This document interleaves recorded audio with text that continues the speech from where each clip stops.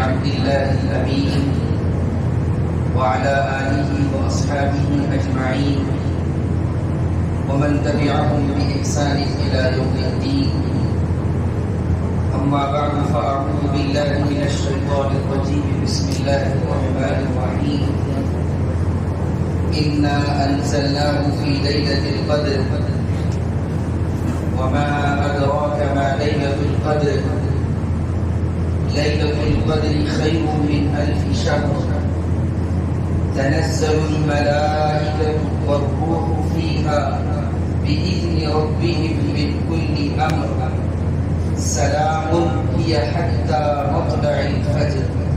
صدق الله العظيم. وقال النبي صلى الله عليه وسلم: من قام ليلة القدر إيمانا واحتسابا غفر له ما تقدم من ذنبه، أو كما قال النبي صلى الله عليه وسلم. انتہائی ادب و احترام کے لائق دینی اور ایمانی بزرگوں، عزیز نوجوانوں، عزیز ساتھیوں، یہ ہمارے لیے بڑی سعادت اور خوشی کا موقع ہے کہ آج کی اس مبارک رات کے اندر ہم لوگ ہماری اس مسجد کے اندر بڑے ہی ذوق اور شوق کے ساتھ شب قدر کو پانے کے لیے، اس عظیم رات کی فضیلتوں کو پانے کے لیے جمع ہوئے. بہت خوشی ہوئی اور بار بار یہ خوشی ہوتی ہے کہ ہمارے اس مسجد میں جب شب قدر جلسے شب قدر منایا جاتا ہے تو بڑے جوش و خروش سے منایا جاتا ہے اور حوصلہ افزائی کی جاتی ہے بڑوں کی طرف سے. جب چھوٹوں کی حوصلہ افزائی کی جائے گی تو یہ ہمارے لیے، چھوٹوں کے لیے یہ بہت بڑی چیز ہوتی ہے، ان کی ترقی کے لیے، ان کی کامیابی کے لیے. چھوٹے وہ جو صرف ہم لوگ ہیں معتکفین اور میں، ورنہ تو یہاں پر جو شخصیتیں، دو شخصیتیں بیٹھی ہوئی ہے، امام صاحب اور مؤذن اور نائب امام صاحب، یہ دو ایسی عظیم ہستیاں ہیں جو جن کی وجہ سے ہماری یہ مسجد آباد ہے. ہم لوگ تاجر ہیں یا پھر ملازم ہیں، ہم لوگ جو ہے مختلف ملکوں کا سفر بھی کرتے ہیں یا پھر ریاستوں کا سفر بھی کرتے ہیں یا پھر دوسرے شہروں کو ہمارا جانا آنا ہوتا ہے. کبھی کبھی تو ایسا ہوتا ہے کہ 2-3 لوگ ہوتے ہیں لیکن امام صاحب اور مؤذن صاحب وہ پابندی سے حاضر ہوتے ہیں. یہ ہمارے لیے بڑی سعادت کی بات ہے. ان کی جتنی بھی خدمت کی جائے یہ ہمارے لیے کرتی ہے. تو یہ حوصلہ افزائیاں ہمارے لیے، ورنہ تو یہ ہمارے بڑے ہیں. تو یہاں پر جو معتکفین تھے جنہوں نے اعتکاف کیا ہے، ان کی حوصلہ افزائی کی گئی. یہ بچے جو جب اس مرحلے میں ہے عمر کے، جب ان کو دینی کاموں میں ایسی حوصلہ افزائی کی جائے گی، ان کا ساتھ ایسا معاملہ کیا جائے گا، تو پھر یہ بچے آج اعتکاف میں بیٹھے ہیں، کل یہ داعی اللہ بنیں گے، کل یہ دین کے داعی بنیں گے. آج یہ اعتکاف میں بیٹھے ہوئے ہیں، اللہ ان سے دین کا کام لے گا. تو ایسا مزاج الحمدللہ ہماری اس مسجد کے اندر ہے. تو یہ چیزیں جب دیکھیں گے ہم لوگ اور جب ہمارے ان چھوٹے بچوں کو یہ چیزیں دکھائیں گے تو یہ چیزیں ان کے لیے فائدہ مند ثابت ہوگی اور یہ بڑی خوشی کی چیز ہے. تو یہ سب سے پہلی بات تو یہ تھی کہ آج کا جو جلسہ ہمارا شروع ہوا اس کے اندر تلاوت کلام اللہ پیش کیا گیا آپ کے سامنے، جس کے اندر سورہ قدر کو پڑھا گیا ہے، جس کی تفسیر میں آگے کروں گا. اور اس کے بعد ماشاءاللہ ہمارے نصیر بھائی کے فرزند نے جو نعت پڑھی ہے، اس نعت کے اشعار اگر سمجھ میں آ جائیں تو رو لے گا انسان. انہوں نے نبی علیہ السلام کی زندگی کے جس نقشے کو کھینچا ہے، آپ علیہ السلام کی شان کو جو انہوں نے بیان کیا ہے اپنے اشعار میں، اگر وہ اشعار ہم سمجھیں گے تو بے ساختہ اور جو ہے بلا کسی تأمل کے ہماری آنکھوں سے آنسو جاری ہو گئے. انہوں نے واقع ابو جہل کو بیان کیا. ابو جہل نے جب حضور سے معجزے کا مطالبہ کیا، انہوں نے نعت خواہ نے سیدنا عمر بن خطاب رضی اللہ تعالی عنہ جب آپ نکلے تھے قتل کے ارادے سے نبی علیہ السلام کے قتل کے ارادے سے نکلے تھے، لیکن آپ کو اللہ نے ہدایت دی اور آپ رخ انور کو دیکھے آپ ایمان کی آغوش میں آ گئے۔ مسئلہ یہ ہے کہ ہم لوگ یا تو ہمارا مزاج نعت سننے کا نہیں ہے، یا پھر سننے کا ہے تو اس کے اشعار پر غور کرنے کا نہیں ہے، بس آواز کیسی ہے اور جو ہے نعت۔ اب یوٹیوب والے اگر لوگ ہیں تو کتنے ملین ویوز ہے اس پر، اور جو ہے کتنی میوزک ہے، اور جو ہے اس کے سننے میں کیسا مزہ آئے گا، اس کی طرف ہمارا ذہن چلا جاتا ہے۔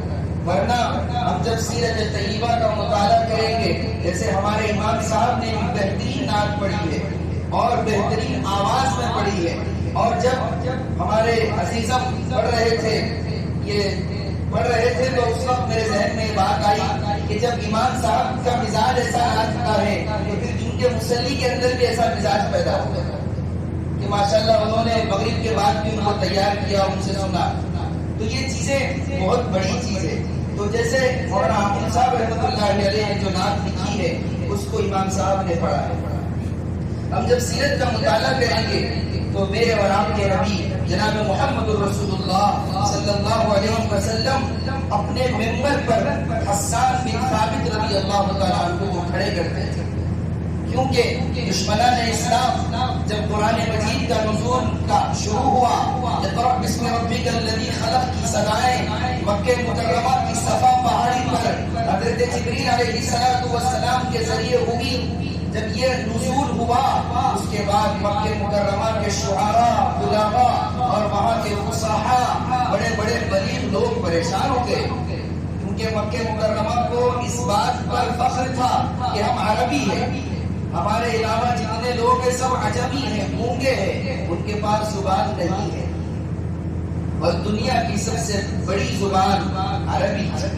اور اس وقت مکہ مکرمہ پوری دنیا کا سب سے بڑا تجارتی مرکز تھا، ہر ملک کا باشندہ وہاں سے گزرتا تھا۔ تو مکہ مکرمہ کو اپنی زبان پر بڑا ناز تھا، بڑا فخر تھا۔ جب قرآن مجید کا نزول ہوا تو قرآن مجید کی آیتیں انہوں نے سنی تو پریشان ہو گئے، اور وہاں بڑے بڑے شاعر تھے، انہوں نے یہ چاہا کہ ہم قرآن کے مقابلے میں اشعار کریں، قرآن کے مقابلے میں کتابیں لکھیں۔ تو انہوں نے وہ کوششیں شروع کی۔ تو انہی کوششوں میں ایک کوشش ان کی یہ تھی کہ مکہ مکرمہ کے جو شاعر تھے وہ لوگ حضور کی شان میں گستاخی کراتے تھے اپنے شعر کے ذریعے، اور شعر و شاعری کا جس کو مزہ لگ جاتا ہے، جس کا مزاج ہوتا ہے، شعر کے اندر یہ ہوتا ہے کہ شعر کے اندر چھوٹے چند لفظوں میں بہت بڑی بات کہی جاتی ہے، اور اس کے ذریعے سے سامنے والوں کو تیار کیا جاتا ہے۔ شاعری کے اندر یہ خصوصیت ہے۔ بعض دفعہ جیسا کہ ہم علامہ اقبال کو ہر کوئی جانتے ہیں، جنہوں نے بہت بڑی خدمت کی ہے شاعری کی دنیا میں، اور اسلام کے اندر ان کا بڑا مقام ہے، انہوں نے جو شاعری کہی ہے۔ تو اس طرح یہ شعر و شاعری کا سلسلہ تھا مکہ مکرمہ کے اندر۔ تو حضور کی شان میں گستاخیاں ہوتی تھیں، تو حضور حسان بن ثابت کو کھڑے کرتے تھے اور کہتے تھے کہ کہو نعت نبی پڑھو۔ تو حضرت حسان بن ثابت نے کئی اشعار پڑھے جو ہم بار بار سنتے ہیں۔ تو یہ عبادت کا ایک حصہ ہے، اس کو ہم سننے کی کوشش کریں، اور اردو سے اچھی واقفیت نہ ہونے کے نتیجے میں ہم یہ اشعار کو سمجھ نہیں سکتے۔ ایک بہت بڑا ذخیرہ دین کا اردو زبان کے اندر موجود ہے، اس کو سیکھنے کی کوشش کریں اور دوسروں کو سکھائیں۔ یہ آج کا ہمارا جلسہ، یہ ہمارا پروگرام بڑے ہی جوش و خروش کے ساتھ اس کا آغاز ہوا ہے، اور میں اپنی چند باتیں رکھ کر جو ہے اپنی بات ختم کروں گا۔ تو جس موضوع پر مجھے بات کرنا ہے میں اس موضوع پر آؤں گا۔ آج ہمارے لیے دو چیزیں بڑی ہیں۔ سب سے پہلی چیز یہ ہے کہ آج الحمدللہ ہماری اس مسجد میں تراویح کے اندر حافظ صاحب نے قرآن مجید کو تکمیل کیا۔ سب سے پہلا موضوع ہمارا یہ کہ قرآن مجید کی تکمیل، اور ہمارے اس مسجد کے مؤذن صاحب اور نائب امام نے اس کو سنا ہے، اور تمام لوگوں نے سنا ہے۔ سب کے لیے مبارکبادی ہے، اور جو سنائے ہیں ان کے لیے بھی مبارکبادی۔ تو سب سے پہلی چیز قرآن مجید، اور قرآن مجید ایک ایسی کتاب ہے کہ اللہ تعالیٰ نے فرمایا ہے کہ اس کتاب کی حفاظت کی ذمہ داری میری ہے۔ بسم اللہ الرحمن الرحیم، انا نحن نزلنا الذکر وانا له لحافظون، ہم ہی نے اس کتاب کو اتارا ہے اور ہم ہی اس کی حفاظت کرنے والے ہیں۔ تو یہ عظیم کتاب کی تکمیل آج ہوئی ہے۔ اور دوسری اہم آج ہمارے جمع ہونے کا جو مقصد ہے وہ ہے آج کی عظیم رات شب قدر۔ شب قدر کے سلسلے میں میرے اور آپ کے نبی جناب محمد رسول اللہ صلی اللہ علیہ وسلم نے جو فرمایا ہے کہ رمضان المبارک کے آخری عشرے کی تاب راتوں میں اس کو تلاش کرنا، یعنی رمضان المبارک کا جب آخری عشرہ شروع ہوگا تو اس کے اندر جو 5 راتیں ہیں ان راتوں کے اندر اس کی فضیلتوں کو حاصل کرنا۔ اکثر مفسرین نے لکھا ہے، اکثر محدثین نے لکھا ہے کہ اکثر کا گمان یہ ہے کہ 27 کی شب جو ہے وہ شب قدر ہے، یعنی آج کی رات۔ لیکن بہت سی ایسی روایتیں بھی ہے کہ 21ویں رات کو بعض لوگوں نے شب قدر کہا ہے، بعض لوگوں نے 25ویں شب کو کہا ہے، اور بعض لوگوں نے جو آخری تام رات ہے اس کو شب قدر کہا۔ لیکن اکثریت کی رائے یہ ہے کہ جو 27ویں شب ہے، چوتھی جو تام رات ہے وہ شب قدر ہے۔ اسی لیے اکثر مساجد کے اندر جلسے شب قدر جو منایا جاتا ہے وہ چوتھی تام رات کو منایا جاتا ہے۔ لیکن ایسا نہیں کہ صرف اس ایک رات میں ہم عبادت کریں، بلکہ رمضان کے آخری عشرے میں تمام راتوں میں عبادت کریں، اور خاص طور پر آخری جو تام راتیں ہیں اس میں عبادت کا اہتمام کریں۔ دیکھیے، رمضان المبارک کے اندر ہم لوگ روزہ رکھتے ہیں اور پھر تراویح کے اندر قرآن مجید کو سنتے ہیں۔ تو رمضان المبارک اور قرآن مجید کا ایک گہرا رشتہ ہے، اتنا مضبوط رشتہ ہے، اتنا گہرا رشتہ ہے، جس کو اللہ نے قرآن مجید میں بیان کیا ہے، شہر رمضان الذی انزل فیہ القرآن۔ رمضان المبارک کا تعارف، اس کا انٹروڈکشن، یعنی وہ کون سا مہینہ ہے، اس کی تعریف اللہ نے اس طرح کی ہے کہ رمضان کا مہینہ جس میں قرآن بولتا ہے۔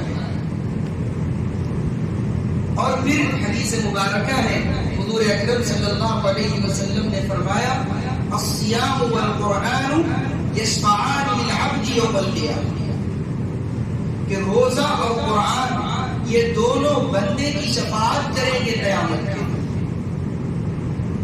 مطلب یہ چیز معلوم ہوئی کہ روزہ اور قرآن کا ایک مضبوط رشتہ ہے، اس لیے دن میں تم روزہ رکھو اور رات میں تراویح میں قرآن کو سنو۔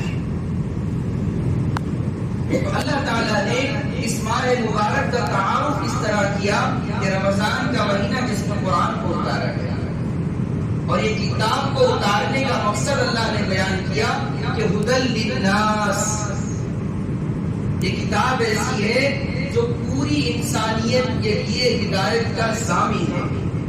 یہ ڈنڈے کی چوٹ پر یہ بات کہی گئی، ذرا برابر اس میں شک نہیں ہے کہ اس کتاب کی شان یہ ہے کہ یہ کتاب پوری انسانیت کے لیے ہدایت کا ضامن ہے۔ جب یہ آیت ہمارے سامنے سے گزرتی ہے، جب ہم قرآن مجید کو پڑھیں گے، اس کے معانی پر غور کریں گے، اس کی تفاسیر کو سنیں گے، تو دیکھیں گے کہ قرآن ایک ایسی عظیم کتاب ہے جو سوسائٹی کے اندر امن کو پھیلاتی ہے۔ قرآن ایک ایسی کتاب ہے جو پڑوسی کے حقوق کو بتلاتی ہے، پوری انسانیت کے لیے ہدایت کا ضامن ہے۔ قرآن ایک ایسی کتاب ہے وَبَيِّنَاتٍ مِّنَ الْهُدَىٰ وَالْفُرْقَانِ، کیسی کتاب ہے کہ یہ کتاب ہے حق اور باطل میں فرق کرنے والی ہے۔ یہ کتاب ہے بتاؤ پوری انسانیت کو نکاح اور زنا میں فرق کرنے والی یہ کتاب ہے۔ بتاؤ پوری دنیا کو سود اور تجارت میں فرق کرنے والی یہ کتاب ہے۔ بتائے پوری انسانوں کو کہ سچ اور جھوٹ میں فرق کرنے والی یہ کتاب ہے۔ اس کتاب کی شان یہ ہے کہ سوسائٹی کو کیسے پاکیزہ رکھا جائے۔ قرآن کہتا ہے وَلَا تَقْرَبُوا الزِّنَا إِنَّهُ كَانَ فَاحِشًا، زنا کے قریب بھی مت جائیے، یہ بہت بڑا برا کام ہے۔ اس کتاب کی شان یہ ہے کہ زنا کے مرتکبین کو لایا جائے، ان کو کوڑے مارے جائے، ان پر پتھر برسائے جائیں۔ یہ کتاب سوسائٹی کو امن کا گہوارہ بنانا چاہتا ہے، شانتی اور پریم کا گہوارہ بنانا چاہتی ہے یہ کتاب۔ یہ کتاب کی شان یہ ہے کہ یہ کتاب مکہ مکرمہ کے اندر ایسے ماحول میں اتری ہے، اس ماحول کا تصور ہم نہیں کر سکتے۔ ہم نے پڑھا ہے، سنا ہے کہ مکہ مکرمہ کے اندر ظلم و بربریت عام ہو چکی تھی۔ اس کتاب کے نزول سے پہلے سیدنا عیسیٰ علیہ السلام کا زمانہ تھا۔ آپ کے چلے جانے کے 600 سال کے بعد اس کتاب کی بلندی، اس کتاب کی شان کو دیکھیے۔ آپ کے چلے جانے کے 600 آپ کو دنیا سے اٹھا لیا گیا، حضرت عیسیٰ علیہ السلام کو پھر قیامت کے قریب آپ کو اتارا جائے گا، لیکن جب عیسیٰ علیہ السلام چلے گئے، لوگ ان کی تعلیمات کو بھول گئے، بھلا دیے۔ مکہ مکرمہ ظلم و بربریت عام ہو چکی۔ ایسے ماحول میں کہ جب باپ مر جاتا تو ماں کو باپ کی چھوڑی ہوئی جائیداد کا ایک حصہ سمجھتے تھے، جیسے چاہے اس کو استعمال کرتے تھے۔ عورت کی حالت کیا تھی ہم لوگ بار بار سنتے ہیں۔ میرے اور آپ کے نبی کے آنے سے پہلے، قرآن مجید کے نزول سے پہلے، مکہ مکرمہ کے بڑے بڑے قبیلوں والے لوگ یہ سمجھتے تھے کہ بیٹی کا پیدا ہونا یہ بے عزتی کی بات ہے، یہ مرد کی، میں آگے بڑھ کر کہتا ہوں، یہ مرد کی شان کے خلاف ہے کہ اس کو بیٹی پیدا ہوئی۔ اور منہ چھپائے پھرتے تھے لوگ جب کسی کے گھر میں بیٹی پیدا ہوتی، اور لوگوں سے کہتے بھی نہیں تھے، اس کو لے جا کر دفنا دیتے تھے، زندہ درگور کر دیتے تھے۔ ایسا ماحول تھا کہ صرف اس بات کو لے کر کہ فلاں قبیلے کے اونٹ پہلے پانی پیے، ہمارے قبیلے کے اونٹ بعد میں پانی پیے، صرف اس بات کو لے کر 100 سال تک لڑائیاں ہوتی تھیں۔ اور جب باپ کے مرنے کا وقت قریب آتا تو اپنے بیٹوں کو وصیت کرتا تھا کہ فلاں قبیلے سے ہماری لڑائی ہے، تم اس کو جاری رکھنا۔ ایسا ماحول، ایسے ماحول کا نقشہ اگر سمجھنا ہے تو دیکھیے، جب مکہ مکرمہ کا ایک واقعہ ہم لوگ سنتے ہیں، سنا ہوگا آپ لوگوں نے کہ نبی علیہ السلام کو تاج نبوت پہنانے سے پہلے آپ کو باضابطہ جو نبوت عطا کی گئی، 40 سال کی عمر میں عطا کی گئی، آپ کو تاج نبوت پہنایا گیا۔ اس سے پہلے کا زمانہ ہے، مکہ مکرمہ کی تعمیر کا مرحلہ ہے، حجر اسود کو اس کے مقام پر رکھنے کا مرحلہ ہے۔ ہر قبیلہ آتا ہے کہ حجر اسود کو ہم رکھیں گے، حجر اسود کو ہم رکھیں گے، اور ان لوگوں کی کتابوں میں لکھا ہے کہ ان کی حالت ایسی تھی، مرنے مارنے کے لیے وہ تیار ہو جاتے۔ تو حجر اسود کو رکھنے کے لیے ہر قبیلے کی لڑائی کہ ہم رکھیں گے، ہم رکھیں گے۔ پھر حضور نے اس لڑائی کو ختم کیا اور آپ نے جو حجر اسود کو اپنے ہاتھوں سے رکھا، وہ ایک الگ واقعہ ہے۔ تو ظلم و بربریت عام ہو چکی تھی۔ میں بتا رہا ہوں کہ قرآن کی شان کیا ہے۔ لوگ قرآن پر انگلیاں اٹھاتے ہیں، قرآن کی آیتوں پر انگلیاں اٹھاتے ہیں، من مانی تفسیریں کرتے ہیں، قرآن کو مذاق سمجھتے ہیں۔ اس کتاب کی شان دیکھیے، مکہ مکرمہ جس ماحول میں چل رہا ہے، سود عام ہو چکا ہے، اور آج کی طرح مالدار لوگ نہیں ہیں۔ آج جو لوگ مالدار ہیں وہ شیئرز کے ذریعے مالدار ہیں، ان کی کمپنیاں چلتی ہے شیئرز پر، وہ ہم جیسے لوگوں کے شیئر لے کر مالدار بنتے ہیں۔ جو بڑے بڑے مالداروں کے نام ہم لوگ سنتے ہیں، تحقیق کریں گے، اگر پڑھیں گے تو کئی لاکھ لوگوں کے شیئرز ہوتے ہیں جن کی بلبوتے پہ وہ آگے بڑھ کر مالدار سمجھے جاتے ہیں۔ لیکن مکہ مکرمہ کے اندر ایک شخص ایسا مالدار تھا جو ملکوں میں موجود لے رہا ہوگا، سودی لین دین ان کا ایسا تھا۔ ایسے ماحول میں، اور نکاح کا مسئلہ کیسا تھا؟ ایک کی کئی بیویاں تھیں، ماحول بالکل خراب تھا۔ میں اس کتاب کی شان بتا رہا ہوں جو آج تکمیل ہوئی ہے، اس کتاب کی خصوصیت، اس کتاب کا معجزہ بتا رہا ہوں کہ جب اس کتاب کا نزول ہوا تو یہ کتاب جب نزول ہوا تو یہ ظلم و بربریت ختم ہو گئی، یہ اندھیرا ختم ہوا، پھر روشنی آئی۔ یہ کتاب ایسی ہے، ہدی للناس وبینات من الہدی والفرقان۔ اس کتاب کی شان دیکھیے کہ یہ کتاب پڑوسیوں کے حقوق کو بتلاتی ہے، اور کیسے بتلاتی ہے؟ والجار ذی القربى والجار الجنب والصاحب بالجنب وابن السبیل۔ ہم لوگ عقل حیران رہ جاتی ہے جب اس کتاب کو پڑھیں گے۔ اللہ نے کیسے امن و امان کو قائم کرنے کی تعلیم دی ہے۔ پڑوسی صرف وہ نہیں ہے جو تمہارے محلے میں رہتا ہے، پڑوسی وہ بھی ہے جو تمہاری دکان کے بازو رہتا ہے، پڑوسی وہ بھی ہے جو بس میں تمہارے ساتھ بیٹھا ہوا ہے، پڑوسی وہ ہے جو پلین میں تمہارے ساتھ بیٹھا ہے، ٹرین میں تمہارے ساتھ بیٹھا ہے، پڑوسی وہ بھی ہے جو لائن میں کھڑا ہوا ہے۔ والجار ذی القربى والجار الجنب والصاحب بالجنب وابن السبیل، کس طرح جو ہے بتلایا گیا ہے، کسی اور کتاب میں یہ چیزیں نہیں ملیں۔ معاشرے کو پاکیزہ رکھنے کے لیے کہا گیا کہ یا ایمان والوں سے کہا گیا کہ یغضضن ابصارهن ويحفظن فروجهن، کہ اپنی نگاہوں کو نیچے رکھو اور اپنی شرمگاہوں کی حفاظت کرو، برائی کی طرف مت جاؤ، تمہیں حلال رشتہ عطا کیا گیا ہے، نکاح جیسی عظیم نعمت تمہیں دی گئی ہے، یہ اس کتاب کے اندر بتلایا گیا ہے۔ اس کتاب کے اندر نکاح کو اہمیت دی گئی، اور پھر اس کتاب کی تفسیر ہم لوگوں کو کہاں سے ملی؟ ہم کو اس کتاب کی تفسیر کہاں سے ملی؟ میرے اور آپ کے نبی جناب محمد رسول اللہ صلی اللہ علیہ وسلم کے زبان مبارک سے جو احادیث نکلے، آپ کی زبان قرآن کی تفسیر ہے، اور آپ کا عمل، آپ کے صحابہ کا عمل قرآن کی تفسیر ہے۔ تو نکاح کا حکم تو دیا گیا قرآن میں، لیکن نکاح کیسے کرنا ہے، نکاح کس سے کرنا ہے، یہ تمام باتیں ہمیں احادیث کے اندر ملے گی۔ تو میں یہ بتا رہا تھا کہ آج کی اس عظیم رات کے اندر، اور پھر میں نے سب سے پہلے جو رمضان کا تعارف آپ کے سامنے پیش کیا ہے کہ رمضان کا مہینہ جس میں قرآن کو اتارا گیا، قرآن کا تعارف اس ایسی کتاب ہے، اللہ نے فرمایا وَإِنَّهُ لَتَنزِيلُ رَبِّ الْعَالَمِينَ نَزَلَ بِهِ الرُّوحُ الْأَمِينُ۔ اس کتاب کو اتارا گیا حضرت جبریل علیہ السلام کے ذریعے۔ کہاں پر اتارا گیا؟ عَلَى قَلْبِكَ، نبی علیہ السلام کے دل مبارک پر اتارا گیا۔